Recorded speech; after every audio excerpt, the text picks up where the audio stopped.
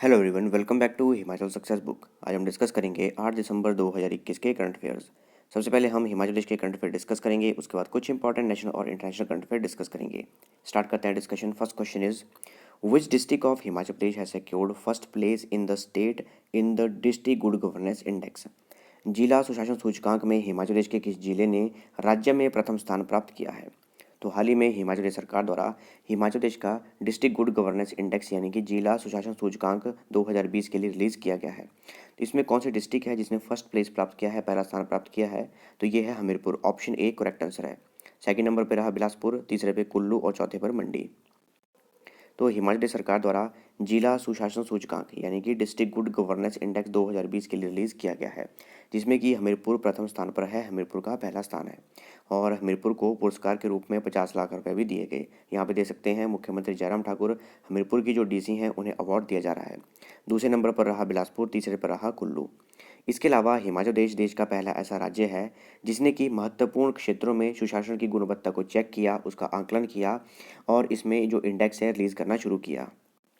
और ये जो हमारा हिमाचल प्रदेश का डिस्ट्रिक्ट गुड गवर्नेंस इंडेक्स है, इसको रिलीज़ किया गया है अर्थ एवं सांख्यिकी विभाग यानी कि department of economic and statistics द्वारा। इस पूरी रिपोर्ट जो है इस डिपार्टमेंट के द्वारा तैयार की गई है। इसमें 19 केंद्रीय विषयों को और 75 इंडिकेटर्स को असेस किया गया और जो हिमाचल प्रदेश के 12 जिले हैं उनकी ये रिपोर्ट तैयार की गई है। आप देख सकते हैं यहाँ पर ये पूरी की पूरी रिपोर्ट है और इस रिपोर्ट में नंबर 1 पर है हमीरपुर, 2 पर बिलासपुर, 3 पर कुल्लू, 4 पर मंडी, 5 पर शिमला, 6 पर ऊना, 7 पर कांगड़ा, 8 पर सोलन, 9 पर सिरमौर, 10 पर किन्नौर, 11 पर चंबा और 12 पर लाहौल स्पीति। तो ये पूरी की पूरी लिस्ट है। From which session the syllabus of National Education Policy will be taught in the schools of Himachal Pradesh? Himachal Pradesh के स्कूलों में किस सत्र से राष्ट्रीय शिक्षा नीति का पाठ्यक्रम पढ़ाया जाएगा? कब से पढ़ाया जाएगा? ये पढ़ाया जाएगा अप्रैल 2023 से। तो अप्रैल 2023 का जो सेशन शुरू होगा तो उसमें हिमाचल प्रदेश में जो न्यू एजुकेशन पॉलिसी के अंतर्गत सिलेबस तैयार किया गया है, पूरा का पूरा जो करिकुलम तैयार किया गया है उसको हिमाचल प्रदेश के स्कूलों में पढ़ाया जाएगा। इसके अलावा बात करें नेशनल एजुकेशन पॉलिसी की, जिसे कि नेशनल एजुकेशन पॉलिसी 2020 के नाम से जाना जाता है। देखिए, जब इसका ड्राफ्ट तैयार किया गया था, इसे तैयार किया गया था, तो इसके लिए कमेटी बनाई गई थी और उस कमेटी के हेड थे कृष्णा स्वामी कस्तूरी रंजन, जो कि इंडियन स्पेस रिसर्च ऑर्गेनाइजेशन के पहले चीफ भी रह चुके हैं। आप देख सकते हैं इमेज में, ये हैं कृष्णा स्वामी कस्तूरी रंजन और इनके द्वारा नेशनल एजुकेशन पॉलिसी जो जिस कमेटी द्वारा बनाई गई है उसके ये हेड थे। और यूनियन कैबिनेट ऑफ इंडिया यानी कि भारत सरकार द्वारा 29 जुलाई 2020 को नेशनल एजुकेशन पॉलिसी को अप्रूवल दिया गया। इससे पहले जो 2 एजुकेशन पॉलिसीज़ आई थी हमारे भारत में, एक आई थी 1968 को, एक आई थी 1986 को। तो हमारी थर्ड ये नेशनल एजुकेशन पॉलिसी है। इसमें जो हमारा 10+2 सिस्टम है उसे रिप्लेस किया गया है। इसमें 5+3+3+4 ये वाला स्ट्रक्चर लगाया गया है। मैक्सिमम एग्जाम में इस स्ट्रक्चर के ऊपर क्वेश्चन पूछा जाता है कि कौन सा स्ट्रक्चर है। तो ध्यान रखिएगा, 5+3+3+4 ये वाला स्ट्रक्चर अपनाया गया है जो हमारा न्यू एजुकेशन पॉलिसी है। इसके अलावा जो हमारी क्लास 6 है वहाँ जो है वोकेशनल एजुकेशन सब्जेक्ट को शुरू करने की बात भी की गई है। एज ए इंटर्नशिप के तौर पर इस सब्जेक्ट को शुरू किया जाएगा और जो क्लास 5 तक की जो टीचिंग है उसे मदर टंग जो लोकल लैंग्वेज है, रीजनल लैंग्वेज है, उसी में ही पढ़ाया जाएगा। इसके अलावा अगर हम एजुकेशन इन इंडिया की बात करें तो वर्ष 1976 में 42nd यानी कि 42वीं अमेंडमेंट हुई थी हमारे संविधान में और उसमें जो एजुकेशन है उसे कंकरेंट लिस्ट में एडअप किया गया था। देखिए, 3 तरह की लिस्ट होती हैं। एक होती है हमारे पास यूनियन लिस्ट, एक स्टेट लिस्ट और एक होती है कंकरेंट लिस्ट। यूनियन लिस्ट में वो कार्य रखे जाते हैं जो कि केंद्र सरकार द्वारा किए जाते हैं। स्टेट लिस्ट में वो कार्य रखे जाते हैं जो कि राज्य सरकार द्वारा किए जाते हैं और कंकरेंट लिस्ट में वो कार्य रखे जाते हैं वो कि जो कि केंद्र और राज्य सरकारों द्वारा दोनों द्वारा किए जाते हैं। तो एजुकेशन को कंकरेंट लिस्ट में रखा गया था। 42nd अमेंडमेंट की गई थी कॉन्स्टिट्यूशन की वर्ष 1976 में। उसके बाद वर्ष 2002 में 86th अमेंडमेंट की गई हमारे संविधान में और जो एजुकेशन है उसे आर्टिकल 21A में एक राइट के अंदर डाला गया, यानी कि एजुकेशन को राइट बना दिया गया, फंडामेंटल राइट बना दिया गया आर्टिकल 21A के अंतर्गत। इसके अलावा हिमाचल प्रदेश के जो एजुकेशन मिनिस्टर हैं यानी कि higher education minister, elementary education minister और language art and culture minister वो हैं गोविंद सिंह। इनकी कॉन्स्टिट्यूंसी है मनाली जो कि है कुल्लू डिस्ट्रिक्ट में। इसके अलावा हमारे यूनियन एजुकेशन मिनिस्टर वो हैं धर्मेंद्र प्रधान और धर्मेंद्र प्रधान हमारे skill development and entrepreneurship minister भी हैं और ये राज्यसभा के सांसद हैं मध्य प्रदेश से। Where is the first flower mandi of Himachal Pradesh being build.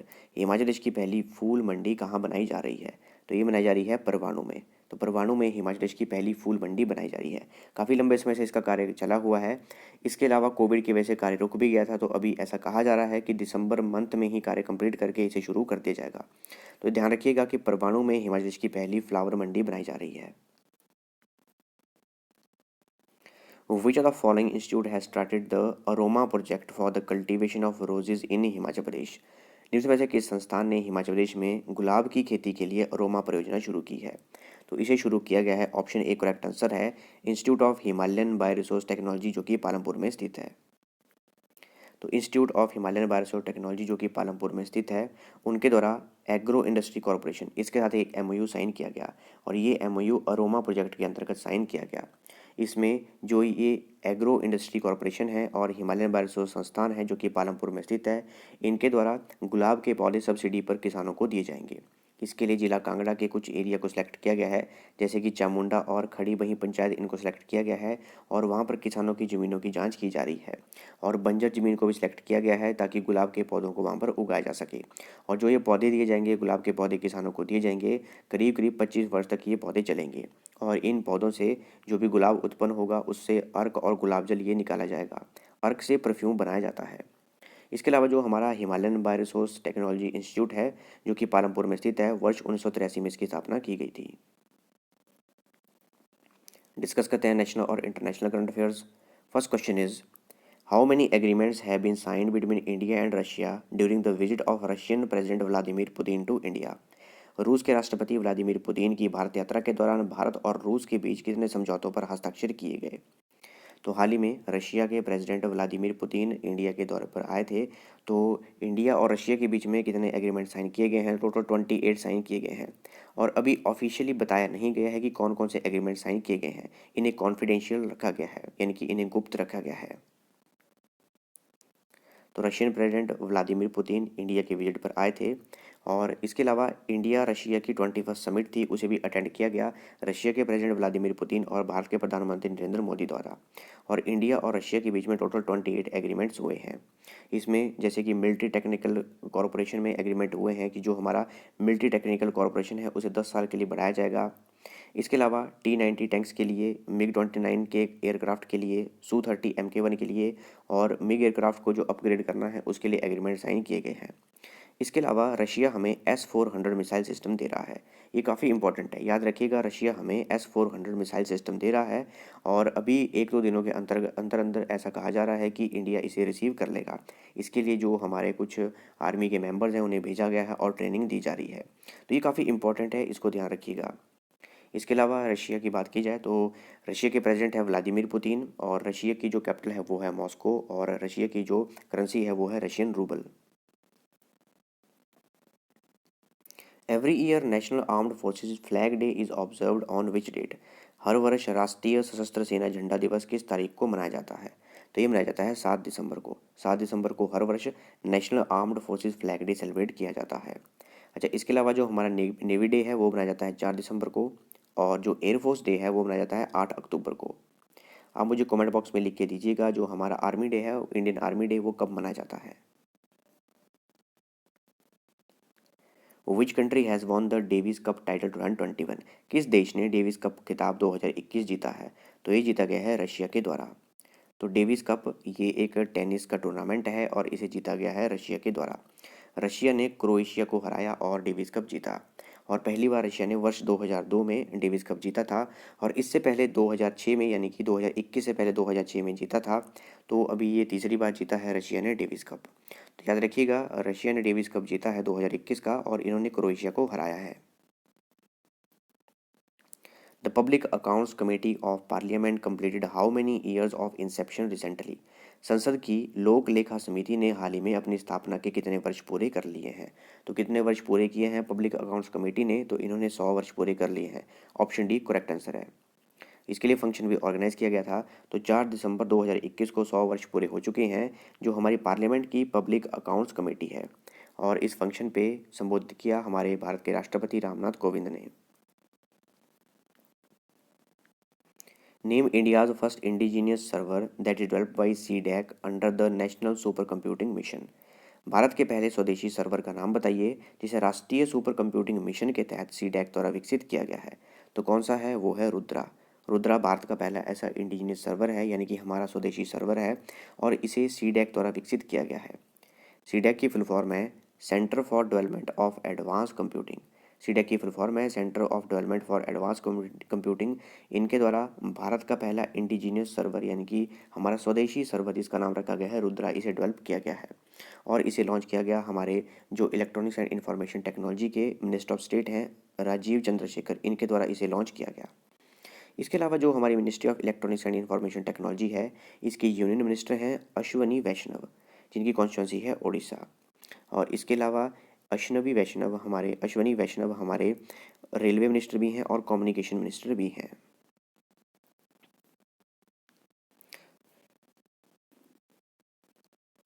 Which economic corridor project will have Asia's largest wildlife elevated corridor for unrestricted wildlife animal movement? अप्रबंधित वन्य जीव जानवरों की आवाजाही के लिए किस आर्थिक गलियारे की परियोजना में एशिया का सबसे बड़ा वन्य जीव ऊंचा गलियारा होगा? तो कहाँ पर होगा ये? देखिए, एक इकोनॉमिक कॉरिडोर बनाया जा रहा है और जो ये इकोनॉमिक कॉरिडोर बनाया जा रहा है उसमें एशिया का सबसे बड़ा वाइल्ड लाइफ एलिवेटेड कॉरिडोर भी बनाया जाएगा।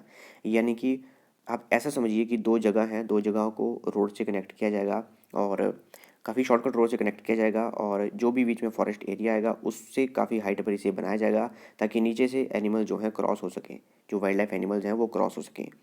और ये एशिया का सबसे बड़ा वन्य जीव ऊंचा गलियारा होगा। तो किस इकोनॉमिक कॉरिडोर के बीच में इसे बनाया जाएगा? तो इसे बनाया जाएगा दिल्ली से देहरादून के बीच में जो इकोनॉमिक कॉरिडोर बनाया जा रहा है उसमें इसे बनाया जाएगा। तो प्रधानमंत्री नरेंद्र मोदी द्वारा Delhi Dehradun economic corridor project, इसका फाउंडेशन स्टोन रखा गया है और इस प्रोजेक्ट को बनाया जाएगा 8,300 करोड़ रुपए की लागत से। और इस प्रोजेक्ट में 12 किलोमीटर का एक ऐसा स्ट्रेच होगा जो कि एशिया का largest wild life elevated corridor होगा। जैसे आप यहाँ पे देख सकते हैं, ये इसकी प्रेजेंटेशन है।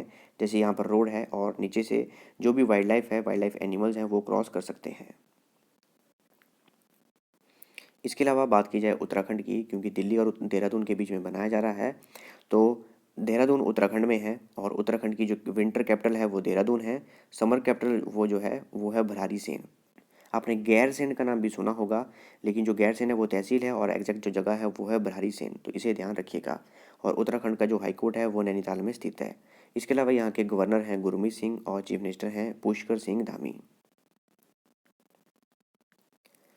Which organization has partnered with International Telecommunication Union to conduct a joint cyber cell drill? किस संगठन ने संयुक्त साइबर ड्रिल 2021 आयोजित करने के लिए अंतर्राष्ट्रीय दूरसंचार संघ के साथ भागीदारी की है? तो किसने की है? तो ये की है डिपार्टमेंट ऑफ टेलीकम्युनिकेशन ने। तो इंटरनेशनल टेलीकम्युनिकेशन यूनियन और डिपार्टमेंट ऑफ टेलीकम्युनिकेशन, यानी कि जो इंडिया का डिपार्टमेंट ऑफ टेलीकम्युनिकेशन है, उन्होंने एक भागीदारी की और इन्होंने जॉइंट साइबर ड्रिल 2021 को ऑर्गेनाइज किया था। दोनों ने साथ में मिलकर इसे कंडक्ट किया, यानी कि जॉइंट साइबर ड्रिल 2021 को दोनों ने साथ में मिलकर कंडक्ट किया और इसे कंडक्ट किया गया क्रिटिकल नेटवर्क इंफ्रास्ट्रक्चर के लिए। जो क्रिटिकल नेटवर्क इंफ्रास्ट्रक्चर ऑपरेटर है इंडिया में, उनके लिए इसे ऑर्गेनाइज किया गया था। इसके अलावा जो इंटरनेशनल टेलीकम्युनिकेशन यूनियन है, इसके सेक्रेटरी जनरल हैं होलिन जाओ और इसका जो हेडक्वार्टर है वो जिनेवा में स्थित है। Where was the 22nd edition of Dhanesh Bird Festival celebrated, which is also known as the Festival of Festivals? धनेश पक्षी महोत्सव का 22वां संस्करण कहाँ मनाया गया, जिसे त्योहारों का त्योहार भी कहा जाता है? तो ये मनाया गया नागालैंड में। देखिए, नागालैंड में हाल ही में हॉर्नबिल फेस्टिवल सेलिब्रेट किया गया, उसे धनेश पक्षी महोत्सव के नाम से भी जाना जाता है। तो इसका 22वां एडिशन था ये। तो ध्यान रखिएगा, जो हॉर्नबिल फेस्टिवल है उसे धनेश बर्ड फेस्टिवल के नाम से भी जाना जाता है और इसे त्योहारों का त्योहार यानी कि फेस्टिवल ऑफ फेस्टिवल्स भी कहा जाता है। तो इसका 22वां एडिशन अभी सेलिब्रेट किया गया। Which state surpassed Maharashtra to become India's top manufacturing hub as per the data released by the RBI in December 2021? दिसंबर 2021 में आरबीआई द्वारा जारी आंकड़ों के अनुसार कौन सा राज्य महाराष्ट्र को पीछे छोड़ते हुए भारत का शीर्ष विनिर्माण केंद्र बन गया है? यानी कि सबसे बड़ा मैन्युफैक्चरिंग हब कौन सा राज्य बन गया है? अब ये बन गया है Gujarat. Option D correct answer है। तो हाल ही में आरबीआई द्वारा डाटा रिलीज़ किया गया है, तो इसमें गुजरात इंडिया का लीडिंग मैन्युफैक्चरिंग हब यानी कि सबसे बड़ा मैन्युफैक्चरिंग हब बन गया है। इससे पहले कौन था? इससे पहले था महाराष्ट्र। इसके अलावा जो महाराष्ट्र है वो इंडिया का अभी भी लीडिंग सर्विस सेक्टर प्रोवाइडर है, यानी कि सर्विस सेक्टर जो प्रोवाइड किया जाता है इसमें महाराष्ट्र नंबर 1 पर है, और जो मैन्युफैक्चरिंग हब है उसमें गुजरात अब नंबर 1 हो चुका है। Which Indian organization has received the Future Refrigeration India project named INDEE Plus to research on fuel transition in the seafood sector? किस भारतीय संगठन को समुद्री खाद्य क्षेत्र में ईंधन संक्रमण पर शोध करने के लिए INDEE प्लस नाम की फ्यूचर रेफ्रिजरेशन इंडिया परियोजना प्राप्त हुई है? तो किसे प्राप्त हुई है? ये प्राप्त हुई है ऑप्शन बी, यानी कि central institute of fisheries technology. तो central institute of fisheries technology जो कि केरला के कोची में स्थित है, तो इसे फ्यूचर रेफ्रिजरेशन इंडिया प्रोजेक्ट अभी मिला है। और ये क्यों मिला है? ताकि जो हमारा फ्यूल ट्रांजिशन है सी फूड सेक्टर में, यानी कि जो समुद्री खाद्य क्षेत्र है उसमें ईंधन का जो संक्रमण है उसके ऊपर ये रिसर्च कर सके। The badminton world federation has named which player as the male player of the year for 2021। Badminton world federation ने किस खिलाड़ी को 2021 के लिए वर्ष का पुरुष खिलाड़ी नामित किया है? यानी कि बैडमिंटन में वो बेस्ट प्लेयर है मेल की कैटेगरी में, तो ये हैं Viktor Axelsen. Option A correct answer है। विक्टर एक्सेल्सन ये डेनमार्क के प्लेयर हैं और इन्हें बैडमिंटन वर्ल्ड फेडरेशन द्वारा male player of the year 2021 का अवार्ड दिया गया है। इसके अलावा female player of the year 2021 का अवार्ड ये चाइना की ताई जू यिंग इन्हें दिया गया है। देखिए जो विक्टर एक्सेल्सन है इन्हें अवार्ड क्यों दिया गया? क्योंकि इन्होंने ओलंपिक में मेंस की कैटेगरी में गोल्ड मेडल जीता था। इसके अलावा काफ़ी अच्छा परफॉर्म भी कर रहे हैं। वैसे ही जो चाइना की ताई जू जिंग है, इन्हें क्यों दिया गया female player of the year का अवार्ड? इसलिए दिया गया क्योंकि इन्होंने सिल्वर मेडल जीता है ओलंपिक वुमेन बैडमिंटन में। इसके अलावा ये काफ़ी अच्छा परफॉर्म भी कर रही हैं। जो बैडमिंटन वर्ल्ड फेडरेशन है इसका हेडक्वार्टर है कुआलालंपुर में, जो कि मलेशिया में स्थित है। Name the Indian American who get nominated for the first Ciprian Foias award in operator theory for the American mathematics society. उस भारतीय अमेरिकी का नाम बताइए जिसे अमेरिकन मैथमेटिकल सोसाइटी एएमएस से ऑपरेटर थ्योरी में पहले सिप्रियन फोयस अवार्ड के लिए नामांकित किया गया है। तो कौन है ये है Nikhil Shrivastava. Option B correct answer है। देखिए निखिल श्रीवास्तवा पहले ऐसे इंडियन अमेरिकन बन गए हैं जिन्हें की सिप्रियन फोयस अवार्ड के लिए नामित किया गया है। Name the Indian cricketer who recently got appointed as the brand ambassador of the fintech company Kinara Capital। उस भारतीय क्रिकेटर का नाम बताइए जिसे हाल ही में फिनटेक कंपनी किनारा कैपिटल का ब्रांड एम्बेसडर नियुक्त किया गया है। तो ये किया गया है रविंदर जडेजा को। ऑप्शन ए करेक्ट आंसर है, Ravinder Jadeja. Where does the scientist discover chocolate winged butterfly called Zographetus jongensis. इसका नाम ध्यान रखिएगा, इसका नाम है जोग्राफेटस जोंगिसिस।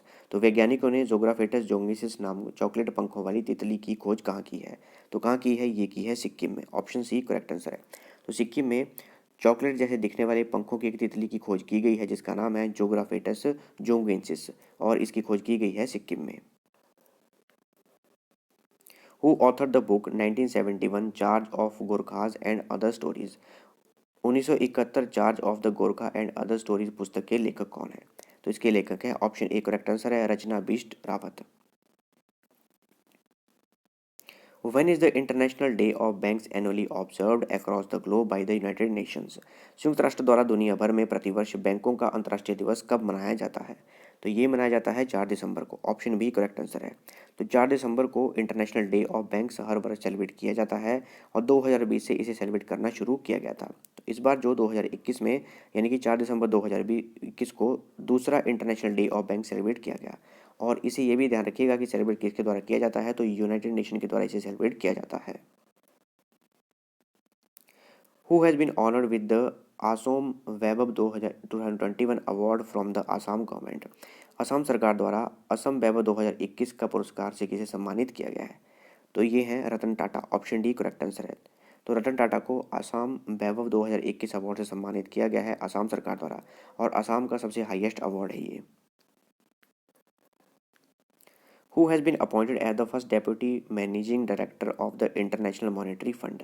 अंतर्राष्ट्रीय मुद्रा कोष के पहले उप प्रबंध निदेशक के रूप में किसे नियुक्त किया गया है? तो करेक्ट आंसर है ऑप्शन सी गीता गोपीनाथ। तो गीता गोपीनाथ हैं ये, और ये पहली डेप्यूटी मैनेजिंग डायरेक्टर बनी है इंटरनेशनल मॉनेटरी फंड की। इंटरनेशनल मॉनेटरी फंड, इसका हेडक्वार्टर जो है वाशिंगटन डीसी यूएसए में है।